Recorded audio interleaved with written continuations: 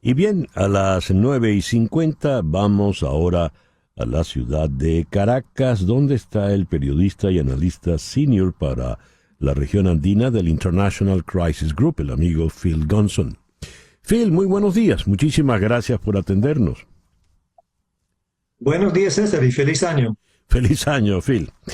Phil, he leído unas declaraciones tuyas en La Silla Vacía, en Colombia, a propósito de lo declarado por Álvaro Uribe Vélez en el llamado plantón en la ciudad de Cúcuta, donde pidió una invasión humanitaria, pero militar, de Venezuela.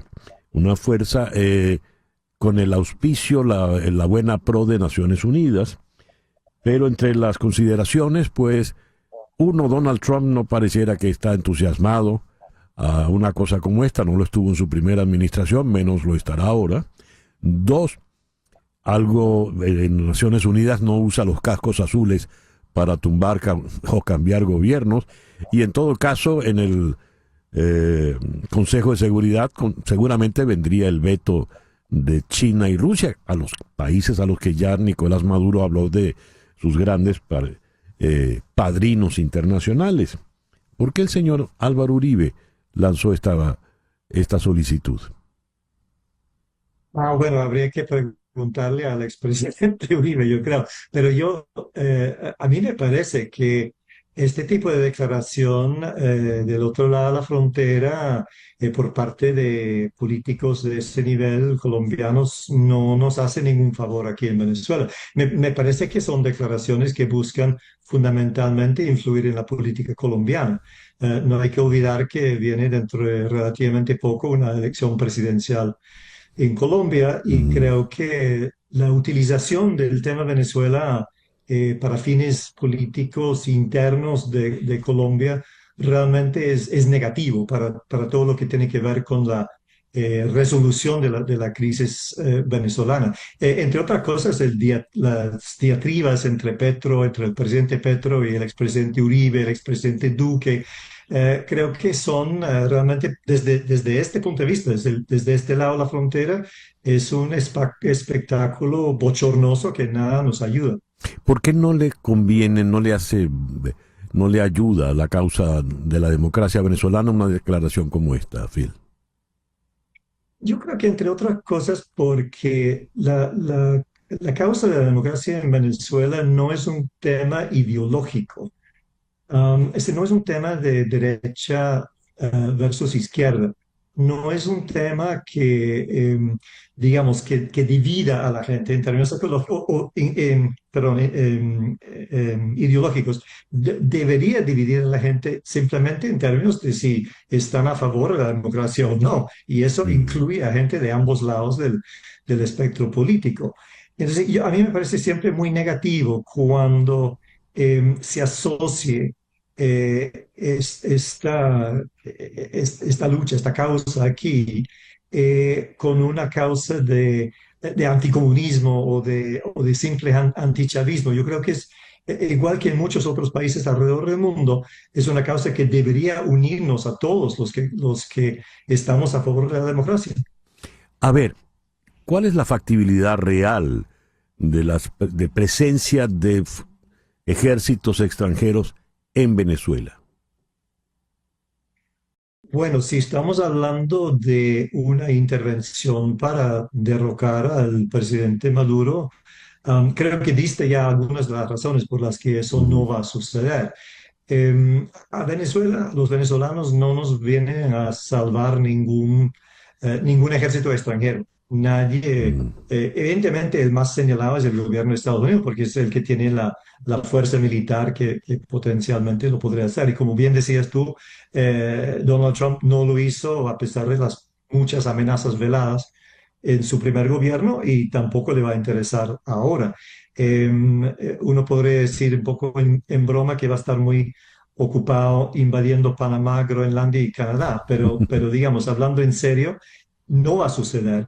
Y creo que es una distracción. O sea, no, Mm. en momentos en que la oposición evidentemente necesita una estrategia viable para enfrentar la situación en la que se encuentra, que nos planteen otra vez estas soluciones, entre comillas, un poco fantasiosas que no solo distraen a la gente, y por lo menos, y por lo tanto un poco desmoviliza a la Mm, gente a lo interno, sino que también causa muchos problemas para los activistas sí. políticos y también para la disidencia en general o la gente, digamos, en Venezuela que no simplemente hace eco de la línea del gobierno. Es decir, un poco nos coloca a todos en la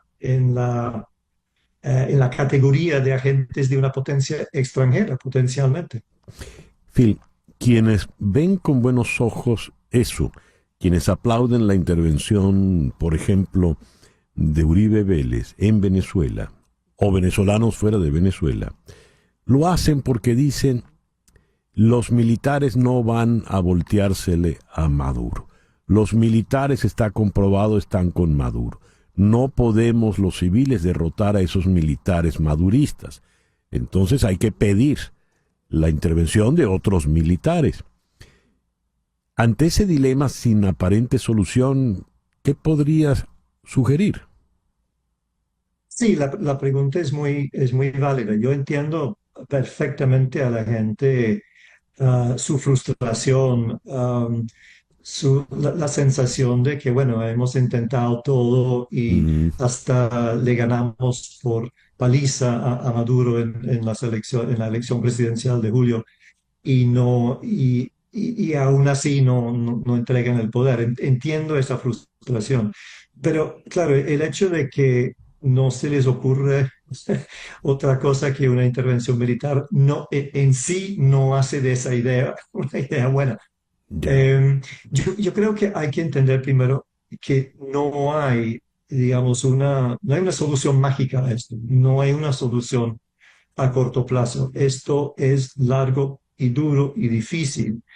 Y como digo, las ofertas o el planteamiento, digamos, en esta forma de soluciones instantáneas, que evidentemente son muy Ujú, atractivas para mucha gente.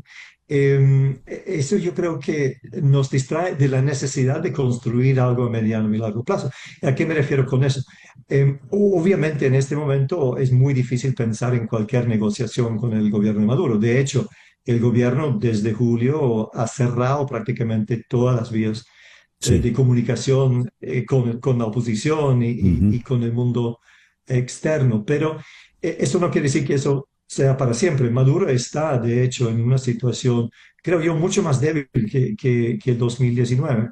ujú, Está enfrentando no solamente la oposición aparentemente de la gran mayoría de los venezolanos, sino que mucha gente de su propio lado está, ujú. o sea, empieza a cuestionar como nunca antes su liderazgo. Entonces él individualmente creo que tiene un desafío muy grande por delante en cuanto a la gobernabilidad en este tercer periodo. Habrá que negociar en algún momento, habrá que prepararse para negociar. El gobierno en algún momento va a tener que negociar, van a necesitar Sí. negociar. Y yo creo que lo que hace falta es crear, digamos, las circunstancias en que una negociación así pudiera prosperar. Entiendo que a la gente le da mucho fastidio volver a esto otra vez, pero yo creo que no hay otra alternativa.